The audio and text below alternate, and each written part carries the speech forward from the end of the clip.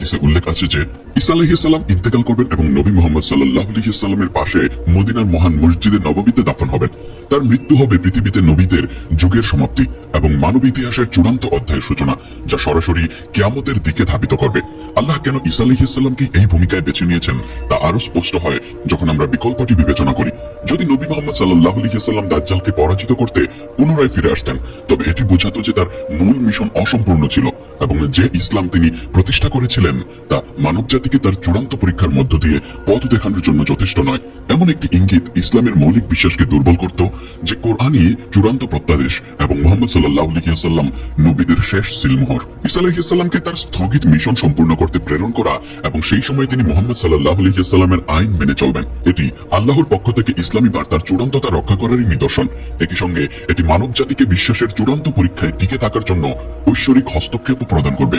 এই বিন্যাস উভয় রাসূলকেই সম্মানিত করে, মুহাম্মদ সাল্লাল্লাহু আলাইহি ওয়াসাল্লামকে চূড়ান্ত আইনদাতা হিসেবে যার শরিয়া এমনকি স্বর্ণযুগেও কার্যকর থাকবে, আর ঈসা আলাইহিস সালামকে সেই আইনের নির্বাহী হিসেবে যিনি ঐশ্বরিক ক্ষমতা ও কর্তৃত্ব নিয়ে তা বাস্তবায়ন করবেন।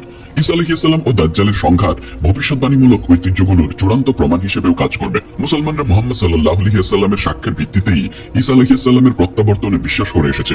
যখন ভবিষ্যৎবাণীগুলো হুবহু পূরণ হবে, যখন ঈসা দামেস্কের সাদা মিনারের কাছে অবতীর্ণ হবেন, যখন তিনি লুদের ফটকে দাজ্জালকে হত্যা করবেন এবং ইসলামী শরিয়াহ অনুসারে 40 বছর শাসন করবেন, তখন পুরো বিশ্ব মুহাম্মদ সাল্লাল্লাহু আলাইহি ওয়াসাল্লামের নবুয়ত ও তার বার্তার সত্যতা প্রত্যক্ষ করবে। এই বৈধতা হবে অত্যন্ত গুরুত্বপূর্ণ, কারণ দাজ্জালের সময় ধর্মীয় বিশ্বাস ও নবীদের কর্তৃত্বের উপর অভূতপূর্ব আক্রমণ আসবে।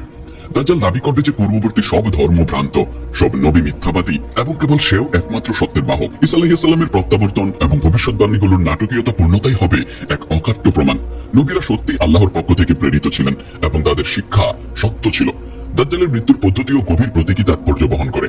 কিছু বর্ণনায় উল্লেখ আছে ঈসা আলাইহিস সালামকে দেখলেই দাজ্জাল লবণের মতো গলে যাবে, যা প্রতীকী সত্যের সামনে মিথ্যার ভেঙে পড়ার মতো। মিথ্যার উপর নির্মিত প্রতারণা পুরো কাঠামো বাস্তবতার উপস্থিতি সহ্য করতে পারবে না।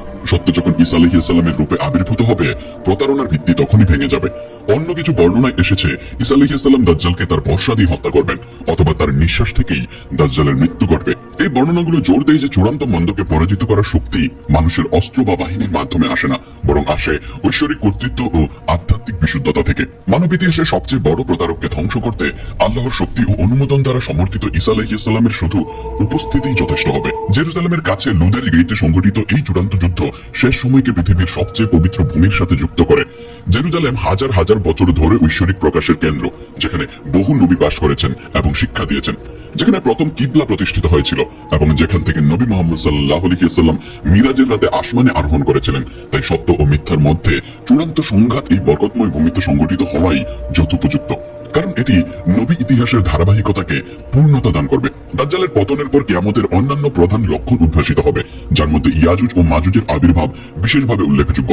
কোরআন ও হাদিসে এই জাতিগুলোকে বিপুল জনসমষ্টি হিসেবে বর্ণনা করা হয়েছে, যারা পৃথিবী জুড়ে দুর্নীতি ছড়াবে। তাদের বন্দিদশা থেকে মুক্তি দেওয়া হবে এবং প্রাথমিকভাবে তাদের শক্তি অপ্রতিরোধ্য বলে মনে হবে, কিন্তু তাদের পতনও ঘটবে সামরিক শক্তির মাধ্যমে নয়, বরং সরাসরি ঐশ্বরিক হস্তক্ষেপের মাধ্যমে। আল্লাহ তাদের উপর একটি রোগ প্রেরণ করবেন, যা এক রাতের মধ্যেই তাদের সবাইকে ধ্বংস করে দেবে। এই ঘটনাগুলির ক্রম মানব ইতিহাসের শেষ অধ্যায় সম্পর্কে এক গুরুত্বপূর্ণ বাস্তবতা প্রকাশ করে। শেষ সময় চিহ্নিত হবে অলৌকিক হস্তক্ষেপ দ্বারা, প্রাকৃতিক, রাজনৈতিক বা সামরিক উন্নয়ন দ্বারা নয়। মানব প্রচেষ্টা একাই শেষ সময়ের ভয়াবহতা চ্যালেঞ্জ মোকাবেলায় যথেষ্ট হবে না। কেবল আল্লাহর ঐশ্বরিক শক্তি মানব জাতিকে এই সংকট থেকে মুক্ত করতে সক্ষম হবে। এই প্রজ্ঞাই বোঝায় কেন আল্লাহ ঈসা আলাইহিস সালামকে এই দায়িত্বের জন্য মনোনীত করেছেন। তিনি এমন এক নবী যাকে জীবিত অবস্থায় আসমানে তুলে নেওয়া হয়েছিল এবং অলৌকিক ক্ষমতা দিয়ে তাকে আবার ফিরিয়ে দেওয়া হবে। এটি প্রমাণ করে যে শেষ সময়ের সমস্যাগুলো মানবিক সমাধানের মাধ্যমে নয়, বরং আসমানি হস্তক্ষেপের মাধ্যমেই সমাধান হবে। এই ঘটনাগুলো মুসলিম উম্মাহের ভূমিকাও স্পষ্ট করে। মুহাম্মদ সাল্লাল্লাহু আলাইহি ওয়াসাল্লাম তার অনুসারীদের শেষ সময়ের জন্য প্রস্তুত করেছিলেন, কিন্তু নিজে পুনরায় ফিরে আসবেন না, কারণ তার দায়িত্ব ছিল পূর্ণাঙ্গ দিক নির্দেশনা ও উদাহরণ প্রদান করা, যাতে তার উম্মাহ পরবর্তী প্রজন্মে পরীক্ষাগুলো মোকাবেলা করতে সক্ষম হয়।